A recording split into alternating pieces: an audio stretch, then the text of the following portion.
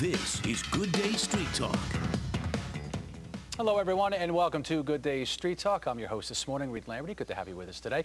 Well, we've all read about it in the news. John Edwards, Eliot Spitzer, Governor David Paterson, and recently Citigroup executive Richard Parsons. They have all done it, so have many others. We're talking about extramarital affair. Now, it is very difficult to document, but a recent study shows that 60 to 70% of married men have had an affair, while an estimated 30 to 40% of women have also cheated on their mate. It is something certainly that can destroy any relationship. Well, on today's show, we will talk about why some women like to stay. We will also address from a medical standpoint why some people cheat. To do that, we have assembled a panel of experts, joined now by psychotherapist and relationship expert, Dr. Gilda. She is the author of How to Win When Your Mate Cheats. Also here is Dr. Sharon Mooallem. He's got a new book out called How Sex Works. And Nicole Bieland is the executive editor of Cosmopolitan magazine. She's also joining us. Thank you all for being with us. I'm sure a lot of people are going to have a lot of questions. This is a very sensitive subject, of course, but a very important subject. And let me start with you, Doctor. I'm not surprised by a large number of people having affairs, but 60, you can tell me, only a third of married men are faithful? And who were they cheating with? Women, presumably? Yeah. Or married women? That's why I question the 30% statistic that says that 30% of women cheat. Well, the women are cheating also. So, I guess they could be cheating with presumably single women then. I guess that could be. But you think that number's skewed then? I think, of course. Yeah. If they're lying to their mates, do you think they're telling the truth to the investigators? Exactly. You're probably absolutely right about that. Because if you can't be honest with your spouse, with whom can you be honest? Going to be honest with? And other studies do bring the number closer. There are other studies that say it's more like 50% of women or 45% of women. Right. So it depends on which study you look at. But I agree with you. I am very suspect of that number, that low number for women. I guess people maybe they're telling the truth. And apparently women, well, maybe men are more honest about it then, if that's the case. They might be more willing to brag about it. Whereas a woman might be more compelled to hide. I agree with that. Men have bragging rights. Nicole, we look at these stories that have made the headlines, and we can go back. Former First Lady Hillary Clinton stayed with then President Clinton after the Monica Lewinsky scandal. Gilda Spitzer stayed with Governor Eliot Spitzer. Of course, you can go to New Jersey, Jim McGreevey, a different situation of infidelity. However, Jim McGreevey's wife at the time stayed with him. Elizabeth Edwards is staying with John Edwards. And so many people, so many women especially, say there's no way I would stand by my man. Is it easier to say than done because we're not in their shoes, so to speak? Are you surprised by the amount of women who actually stay with the guys? Well, I think it's easier said when you're younger. Oh, I would never put up with that when you're passionate and you need a guy who has to be completely faithful to you. Then as you get older and you realize how much more there is to marriage than just sex, and if there are kids involved, that changes everything. Because I think a lot of women feel that the selfish thing to do would be to leave the guy. And if to be a good mother, they should stay. Is it common for couples a rationalization also? I want to stay because the lifestyle and the children. Absolutely, the lifestyle. I don't want to lose our mutual friends. I don't want to lose our social status.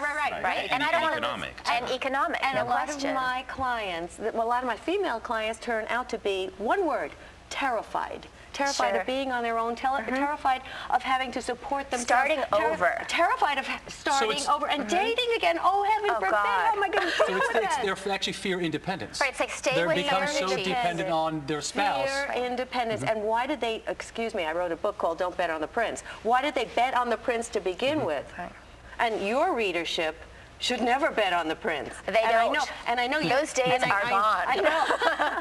They are so self-motivated. They say that.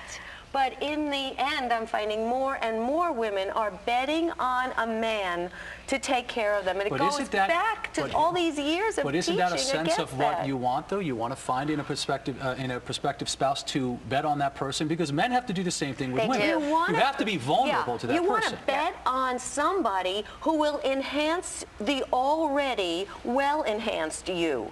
So you have to really depend upon yourself as number one first. Dr. Mooallem, let me ask you this. In some of these situations, they are high-powered couples. I'm sure, and a lot of people will say, well, political couples are different. They may start out because they love each other. However, it almost becomes a business relationship after a while. You're in it for a particular reason. Is that why maybe, for example, Elizabeth Edwards is sticking by her husband's side?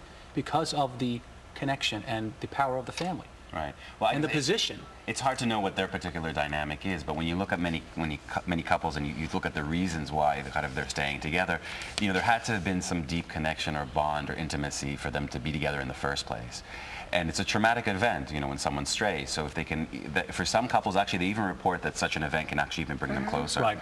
Right. And you know, and if they don't kind of end up splitting apart, then that's something they can build on. Right, because it can like blow everything up. Exactly. Right. Suddenly, this horrible thing has happened, and now you can talk about anything. Well, it opens up the doors. It opens. I mean, Yeah. there's so many people have a tough time communicating. And as you get older, I think the lines of communication get very narrow. I guess something like this would, I mean, what's the worst thing that could happen after this? But that's why I believe that betrayal is the best thing that could possibly happen. No, let me It makes you Are you wishing it upon us? No, I didn't finish my sentence. It's the best thing that could possibly happen to couples who are having issues.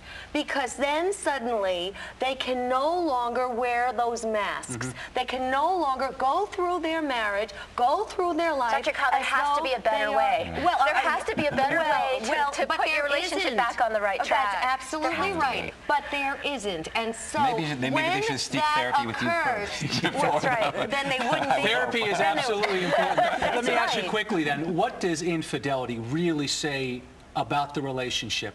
Does it speak volumes about the foundation of how you met? It speaks volumes about their lack of willingness to communicate. In other words, if they're having an issue, they'd rather go out with somebody on the outside than deal with the specifics of what's happening in their home. That is not a good way to solve any issue. What does it say about the other woman? There are people around who don't want commitment. You're right. I mean, let's it can face get, that. though, very complicated. Infidelity in and of itself is very difficult to deal with. An affair would be difficult enough to deal with. A child produced from this affair must be beyond imagination. How does one handle that? I have had clients actually tell me that I knew he was having an affair. But now that he has a child, you've heard that too? It you've heard that everything. Too? Okay, we all agree. It does seem to change everything, because then you have this walking little being who keeps slapping you in the face with the realities. And now your family's competing for attention with this new family. Well, but it was okay. I could bury it under my rational lies. It happens too. I mean, it happens too. Yeah. They ignore the child of that other person. Oh, well, that's a shame too, because it's not the child's fault. What is their child? Right. Yeah, what does the child have to do with this? And I You should think know that about it, with though. Elizabeth Edwards, other things are taking precedence. Right. She, of course, is dealing with cancer. Yeah, so she's dealing with life and death. She has enough on her plate, I think. Trying to All manage. right, so let's take her out of the picture then, Nicole, for example. Should the average woman, if this happens to her, should she want to find out about this? Is it important to know? Should she want to find out yes. about it? Is it important for that woman to know? She's got all this other information, coming at her, all this other bad news. I think at that point, you just want to know the truth. The whole truth. And if there is a child, well, you would. You want to know. But what about the clients that I hear from who say, I don't want to know. I don't want to know. Well, but I'm sure you would agree, they have some work to do. Oh, they need to get to another place where they do want to know the truth. for a long time, exactly. obviously. Exactly. But I think that you would want to know, and then you just have to deal with it. And then you make a decision. Do I try to reach out to the child? Right. Do I pretend it doesn't exist? I mean, and then you have to. And again, there is that. I think this instinct that a woman has. What's the unselfish thing to do? Well, the unselfish thing to do would be to reach out to the child. And then suddenly she's got more responsibility. Yeah, and then you have more responsibility. And not only that, but potentially, if you have children with your husband, that child has brothers and sisters. And you're now not going to tell your these brothers and sisters, if you're not telling yourself, you're lying to your kids who at one day will resent you. You kept a brother or a sister from me from all this time. They will resent you for it. In addition to which, we're going through economic hardship right now. We have to support this child. And how are we going to reconcile that situation, that dilemma, if I am really having difficulty supporting my own family? Which is probably one of the reasons that men are more likely to cheat, because you can kind of hide the fact that or at least the products of your dispose of those products. Well, as a woman, I mean, it's difficult to hide a pregnancy. Exactly.